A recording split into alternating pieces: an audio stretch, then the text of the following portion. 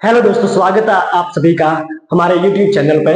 मैं आज आपको एक इंटरेस्टिंग टॉपिक पढ़ाऊंगा जिसका नाम है integral surface passing through a given curve. वैसे मैं आपको बता देना चाहता हूँ कि इस टॉपिक पर मैंने एक पहले भी वीडियो अपलोड कर दिया है, लेकिन उसमें मुझे लगता है कि थोड़ा इंप्रूवमेंट करने की जरूरत थी, तो मैं आज वापस एक वीडियो बना रहा हूँ integral surface passing through a given curve. ये एक पार्शियल डिफरेंशियल इक्वेशन का टॉपिक है। जब भी पार्शियल डिफरेंशियल इक्वेशन का सॉल्यूशन पढ़ते हैं तो उसमें सबसे पहले हम लैग्रेंज इक्वेशन की हेल्प से first order linear partial differential equation को सॉल्व करते हैं।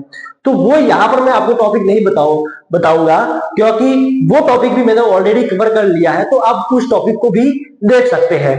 तो आज हम पढ़ेंगे integral surface passing through a given curve. तो यहाँ पर मैं आपको आइडिया दे दूं कि यदि कोई भी आपके पास linear partial differential equation first order की यदि कोई आपके पास गिवन है और इसके साथ साथ आपको एक कोई भी कर्व गिवन है, x equal to x t, y equal to y t, z equal to z t, आपसे ये पूछा जाएगा कि find the integral surface of P D passing through this given curve. तो यहाँ पर एक वर्किंग रूल है जो मैं आपको बताना चाहता हूँ कि सबसे पहले आपको क्या करना पड़ेगा, इस पार्शियल डिफरेंशियल इक्वेशन को सॉल्व करना है। जब भी पार्शियल डिफरेंशियल इक्वेशन को लैग्रेंज इक्वेशन की हेल्प से सॉल्व करोगे तो u x y z equal to C1, v x y z equal to C2, यहाँ पर दो सॉल्यूशन आपको मिलेंगे। अब क्या करना है, ये सॉल्यूशन यदि आपने फाइंड कर लिए तो अब जो भी ये गिवन कर्व है ना, इस गिवन कर्व की हेल्प से आपको C1 और C2 में एक रिलेशन निकालना है। अब ये C1 और C2 में रिलेशन यदि निकाल दिया, मान लीजिए C1 और C2 में कुछ रिलेशन इस प्रकार से आता है, तो अब क्या करना है, ये C1 जो U की वैल्यू है ये आप यहां रख दो और C2 जो V की वैल्यू है वो आप यहां रख दो, तो ये आपका रिक्वायर्ड सॉल्यूशन आ जाएगा। अब हम क्या करेंगे, एक एग्जांपल करेंगे और कुछ मैं आपको क्वेश्चन करवाऊंगा। अब देखो हम एक एग्जांपल करते हैं। एग्जांपल क्या है कि find integral surface of this partial differential equation passing through a given curve. अब इसका सॉल्यूशन क्या होगा, सॉल्यूशन निकालने के लिए आपको सबसे पहले लैग्रेंज इक्वेशन लिखनी पड़ेगी। लैग्रेंज इक्वेशन यहां पर क्या बनेगी, यहां पर देखो dx अपॉन कैपिटल P यहां पर है 2xy माइनस 1, फिर dy अपॉन कैपिटल Q यहां पर है z माइनस 2x स्क्वायर और dz 2x माइनस yz। अब देखो, जब भी हम किसी लैग्रेंज ऑक्सिलरी इक्वेशन को सॉल्व करते हैं, मतलब हम पार्शियल डिफरेंशियल इक्वेशन को सॉल्व करते हैं, तो हम हमेशा इन तीनों में से हम दो दो का एक पेयर बनाते हैं, मतलब पेयर वाइज इसको सॉल्व करते हैं। अब यदि पेयर वाइज सॉल्व होता है तब तो इसको ये आसानी से सॉल्व हो जाएगा, अदरवाइज हमें यहाँ पर मल्टीप्लाइज लेने पड़ेंगे। तो यहाँ पर मल्टीप्लाई कैसे लेंगे, देखो यहाँ पर यदि जेड आ रहा है तो यहाँ पर मैं यदि जेड से ऊपर नीचे मल्टीप्लाई करूंगा तो माइनस जेड यह आएगा, प्लस जेड यह आएगा, तो ये जीरो हो जाएगा। तो मैं एक बार के लिए जेड डी एक्स, और यहाँ पर तो जेड है ही और यहाँ माइनस प्लस है तो यहाँ में माइनस प्लस बन ही लेता हूँ। ठीक है, एक बार ये करता हूं। अब देखो यहां में जेड से मल्टीप्लाई करो 2xyz आएगा, तो यहां पर प्लस में है तो यहां पर 2yz, तो मैं एक काम करता हूं माइनस xz। देखो आपको ऐसे ही सोचना पड़ेगा। तो अब देखो यहां पर नीचे क्या आएगा, इसको मैं z से मल्टीप्लाई कर रहा हूं, तो 2xyz माइनस z प्लस इसको 1 से मल्टीप्लाई किया, फिर इसको x से मल्टीप्लाई किया और माइनस में लिया है। अच्छा, यहां पर हम z, तो ये माइनस में आ रहा है, इसको मैं प्लस में लेना पड़ेगा, तो इसको हम प्लस में लेंगे तो यहां पर minus 2x square plus 2x square minus 2xyz। अब देखो ये से ये कैंसिल, ये से ये कैंसिल, ये से ये कैंसिल, डिनोमिनेटर जीरो हो रहा है, तो यहां पर हमें न्यूमैरेटर भी जीरो लेना पड़ेगा। तो न्यूमैरेटर जीरो लेंगे, यहां से देखना z d x plus d y plus x d z equal to zero करेंगे। अब यहां पर इसका इंटीग्रेशन कर दो। इंटीग्रेशन करने के लिए सबसे पहले देखो z के साथ x, मतलब z dx आ रहा है तो x dz, तो मैं इसको ऐसे लिख सकता हूं plus dy equal to zero. अब यहां पर मैं इंटीग्रेशन कर देता हूं तो यहां पर ये आ जाएगा xz plus y equal to c1। अब देखो एक तो यहां पर हमें c1 ये मिल गया, मतलब ये एक तरीके से क्या हो गया, uxyz हो गया। एक तो यहाँ पे ये मिल गया। अब हम यहाँ पर एक और मल्टीप्लाई लेने की कोशिश करते हैं। दूसरा मल्टीप्लाई क्या हो सकता है, यहां से देखो यदि मैं यहां पे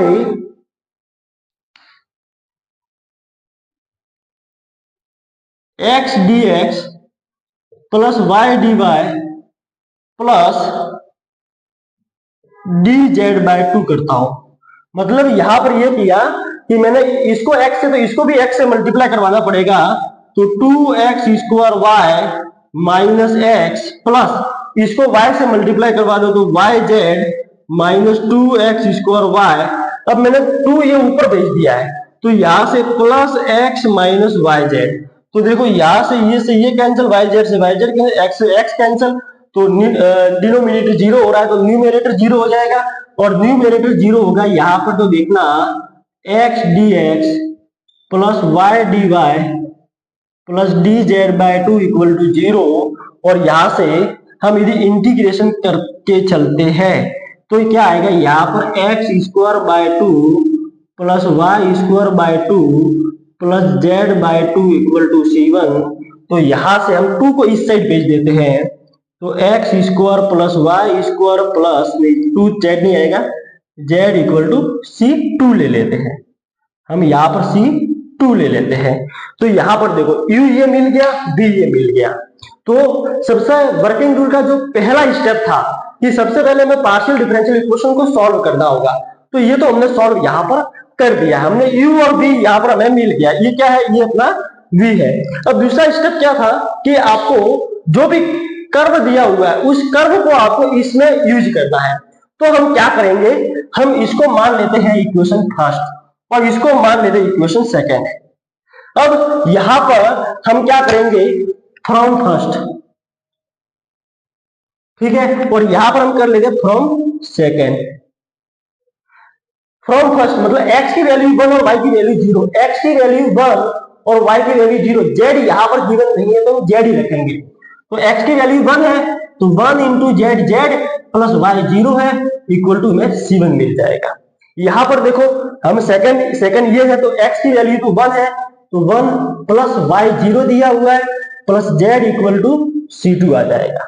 अब देखो ये हमने यहां पर क्या किया, इस सेकंड स्टेप में क्या था कि using given condition in first and second and we get a condition in C1 and C2, हम यहां पर C1 और C2 में कंडीशन निकालते हैं। अब देखो C1 और C2 में कंडीशन क्या आएगी, C1 की वैल्यू z है तो यहां पर हम z की जगह C1 पुट कर देते हैं, तो यहां से देखना 1 plus C1 equal to C2, ये आगे रिक्वायर्ड कंडीशन। अब जो थर्ड स्टेप था उसमें क्या था कि हमें C1 और C2 की जगह वापस वो वैल्यू पुट करनी है, तो C1 ये है, C2 ये है, तो हम यहां पर देखना क्या करेंगे, 1 प्लस C1 क्या है, ये है एक्स जेड प्लस वाई, और C2 क्या है, ये है, मतलब x square plus y square plus z. तो ये अपना आ गया इंटीग्रल सरफेस। तो मैंने यहां पर क्या किया है, पार्शियल डिफरेंशियल इक्वेशन को सॉल्व किया, C1 और C2 के दो सॉल्यूशन निकाले, फिर मैंने जो भी कंडीशन थी उस कंडीशन को इसमें यूज कर लिया, वहां से C1 और C2 में मैंने रिलेशन निकाला, जो C1 और C2 की वैल्यू थी वापिस फर्स्ट और सेकंड से, वो वैल्यू वापिस मैंने यहाँ पर रख दी। तो इस तरीके से हमने यहाँ पर इंटीग्रल सरफेस निकाला। हम एक क्वेश्चन और कर लेते हैं ताकि आपके कंसेप्ट और क्लियर हो जाएंगे। हाँ जी, एक एग्जाम्पल हम और कर लेते हैं। देखो, find integral surface of partial differential equation passing through a given curve, मतलब आपको केवल पार्शियल डिफरेंशियल इक्वेशन चेंज की है और यहाँ पर एक आपको कर्व जो है वो भी एक चेंज करके दिया हुआ है। अब सॉल्यूशन कैसे करेंगे, तो सॉल्यूशन के लिए तो प्रोसीजर वही है। सबसे पहले हम क्या करेंगे, लैग्रेंज इक्वेशन निकालेंगे। लैग्रेंज इक्वेशन क्या होगी, dx अपॉन कैपिटल P, तो x y square plus x z आ जाएगा, फिर equal to minus d y. तो यहां से क्या आएगा, माइनस, या फिर हमें क्या फिर माइनस नीचे ही रखते हैं, तो minus x square y minus y z, फिर डी जेड क्या रखेंगे, डी जेड रखेंगे x square z minus y square z. ये अपना आ गया लैग्रेंज इक्वेशन, ये अपनी लैग्रेंज इक्वेशन आ गई। अब देखो, अब यहां पर क्या कर सकते हैं, सबसे पहले हम यहां पर क्या कर सकते हैं, तो सबसे पहले हम यहाँ पर देखो इसको x से मल्टीप्लाई करवाते हैं तो एक्स स्क्वायर वाई स्क्वायर आएगा, तो प्लस है तो हम यहाँ पर एक्स स्क्वायर वाई स्क्वायर लाने के लिए हमें इसको y से मल्टीप्लाई करना पड़ेगा। तो एक काम करते हैं, हम करते हैं x d x plus y d y. अब देखो ये आ जाएगा एक्स स्क्वायर वाई स्क्वायर, ये आ जाएगा एक्स स्क्वायर जेड, ये आ जाएगा एक्स स्क्वायर वाई स्क्वायर, और यहाँ पर ये y से है तो वाई स्क्वायर जेड। अब देखो यहाँ से ये तो ये कैंसिल हो रहा है, अब बचा ये, तो एक्स स्क्वायर जेड यहाँ आ रहा है तो प्लस एक्स स्क्वायर जेड यहाँ आ रहा है, ये प्लस है तो ये प्लस है, ये माइनस है तो ये माइनस है। हम एक काम करते हैं माइनस डी जेड कर लेते हैं, ताकि ये हो जाएगा x square z plus y square z. तो ये से ये कैंसिल हो जाएगा, डिनोमिनेटर जीरो आ रहा है तो न्यूमरेटर जीरो होगा, और न्यूमरेटर जीरो होगा तो यहाँ पर क्या लिख सकते हैं x d x plus y d y minus d z equal to zero. अब इसका इंटीग्रेशन कर दो, तो इंटीग्रेशन करेंगे तो x square by two plus y square by two minus z. तो यहां से चलो मैं एक स्टेप कर ही लेता हूं, ये क्या आएगा x square plus y square minus two z equal to C1। एक तो अपने पास C1 ये आ गया, मतलब U आ गया। अब यहाँ पर दूसरा सॉल्यूशन निकालते हैं, तो देखो इसमें x कॉमन आ रहा है, इसमें y कॉमन आ रहा है, इसमें z कॉमन आ रहा है, तो जो कॉमन आ रहे हैं ना उसको मैं ऊपर भेज देता हूँ dx अपॉन x। नीचे क्या आएगा, नीचे यहाँ पर आएगा y स्क्वायर प्लस z, फिर यहाँ पर भी y कॉमन आ रहा है तो उसको ऊपर भेज दो, तो y कॉमन आएगा तो minus x square minus Z, फिर यहाँ से z कॉमन आ रहा है उसको ऊपर भेज दो, तो z कॉमन आ रहा है तो x square minus y square. अब देखो यदि मैं तीनों को ऐड करता हूं तो plus y square minus y square plus x square minus x minus z plus z, मैं तीनों को ऐड करूंगा तो नीचे वाला जीरो आ जाएगा, तो तीनों को ऐड करने पर नीचे वाला जीरो आएगा, तो इसका मतलब ऊपर वाला ऑटोमेटिक जीरो हो जाएगा, अदरवाइज यहाँ पर ये अनडिफाइंड हो जाएगा। इसका हम क्या करते हैं, इंटीग्रेशन करते हैं, तो जैसे ही इंटीग्रेशन करेंगे तो ये हो जाएगा log x plus log y plus log z equal to C2 आ जाएगा। अब इसको सॉल्व करेंगे तो ये आएगा log x y z equal to C2 आ जाएगा। log को इस साइड भेजेंगे तो आर्बिट्रेरी कांस्टेंट है तो C2 में कोई फर्क नहीं पड़ेगा, तो ये आ गया u, ये आ गया v। अब हमें क्या करना है, सेकंड स्टेप क्या था, सेकंड स्टेप ये था कि इसका हमें इसमें यूज करना है, तो हमें गिवन कंडीशन क्या है, तो यहाँ पर गिवन जो भी आपको कंडीशन दी हुई है वो यहाँ पर लिख देते हैं x plus y equal to zero और z की जगह 1।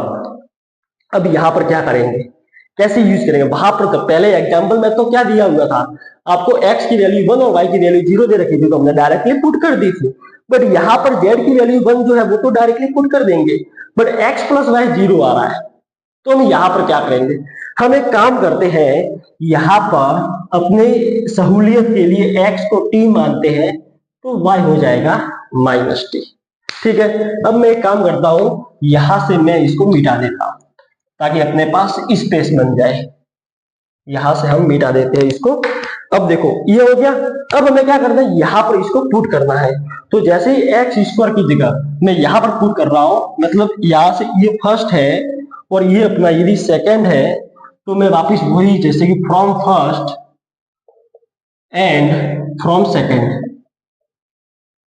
ठीक है, ये देखो टी स्क्वायर और वाई स्क्वायर, वाई की वैल्यू माइनस टी है तो माइनस टी स्क्वायर क्या हो जाएगा, प्लस टी स्क्वायर। जेड की वैल्यू 1 है तो यहां पर माइनस 2 इक्वल टू C1 आ जाएगी, तो 2t square minus 2 equal to C1 हो जाएगा। तो एक तो इतना रिलेशन ये आ गया। अब यहां से देखते हैं एक्स वाई जेड, तो देखो t माइनस टी, तो माइन और जेड की जगह 1, तो ये हो जाएगा minus t square equal to C2।